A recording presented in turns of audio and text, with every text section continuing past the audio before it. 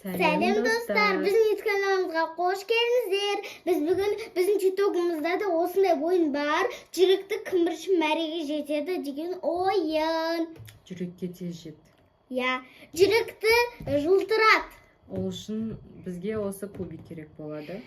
Қанша шығады, сонша боямыз да тез жетеміз. Я, кубик Руби. Кеттік. Сулифа.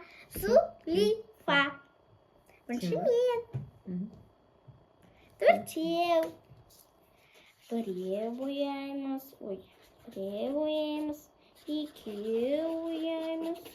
Үшеу. Ойбай. Төртеу. Қазір тоқтаңдар. Странт. Менде үшеу. Менің кубик Рубигім, мынау маманікі. Бірақ менікін мама ойнап жатыр. Сонда біздің екеуміздің мәреміз басқа ма? Кім бірінші жетеді, сол жүрекке барады. Алтау. Біреу, екеу, үшеу, төртеу. Қазір дұрыс боя алмай жатыр. Төртеу, бесеу, алтау. Айда жөнелтсек ма? Я. Бесеу. Ну-ка, фломастерін күшкісін алайын.